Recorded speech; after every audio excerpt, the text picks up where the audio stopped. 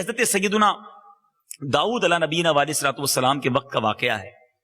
آپ کی قوم کے 70,000 افراد عقبہ کے پاس سمندر کے کنارے ایلا نامی گاؤں میں رہتے تھے، اور یہ سارے کے سارے مچھیرے تھے، فشنگ کرتے تھے۔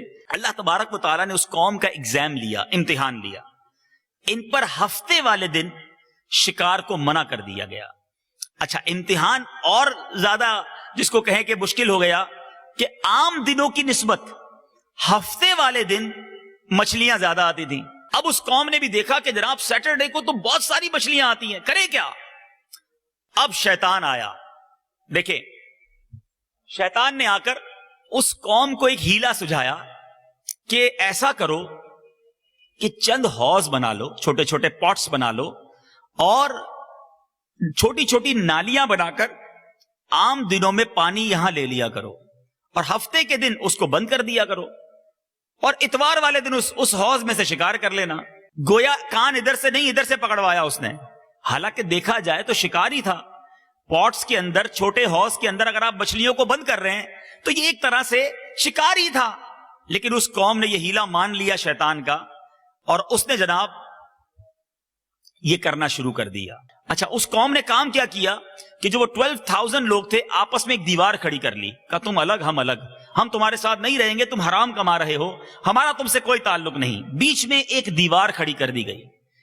اب 12,000 لوگ اس طرف ہو گئے، باقی لوگ اس طرف ہو گئے۔ حضرت داؤد علیہ السلام جب تشریف لائے اور انہوں نے آ کر جب دیکھا کہ یہ قوم اللہ کی بات نہیں مان رہی اور ہفتے کو شکار کر رہے ہیں، آپ نے اس قوم پر لعنت فرمائی۔ اب میرے میٹھے اور پیارے اسلامی بھائیوں، اس کا اثر یہ ہوا کہ ایک دن ایسا آیا کہ ان 12,000 لوگوں میں سے کوئی بھی شخص اس دیوار سے اس طرف نہ آیا۔ یہ لوگ حیران ہو گئے کہ آج پورے دن میں کوئی بھی نہیں آیا۔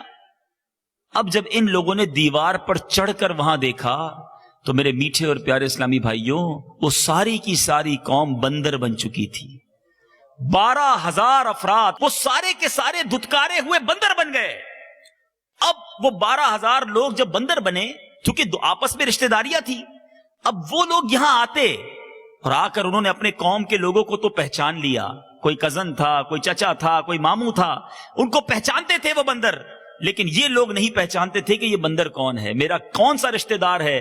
آ کر وہ روتے رہے، کپڑے سونگتے رہے، 3 دن تک زندہ رہے، مگر 3 دن کے بعد وہ 12,000 کے 12,000 افراد وہ دنیا سے چلے گئے۔ قرآن کا یہ واقعہ اے میرے میٹھے اسلامی بھائیوں بعد والوں کے لیے زبردست عبرت ہے۔ بدقسمتی یہ ہے ہم پڑھتے نہیں، ہم قرآن کو سمجھتے نہیں۔ قرآن میں ایسے ایسے واقعات موجود ہیں کہ پڑھے تو پتا چلے کہ جو غلطیاں آج ہم کر رہے ہیں وہ غلطیاں پچھلی قومیں کر گئیں، اور ان غلطیوں کی بنا پر سزائیں بھگت چکی۔ اگر آج مجھ پر اور آپ پر عذاب نہیں آ رہا، نبی پاک علیہ الصلوۃ والسلام کے فیضان سے ہم پر عذاب نہیں آ رہا، لیکن کوئی ایک دن تو ہوگا نا جس دن جواب دینا پڑے گا، جس دن سوال ہوگا۔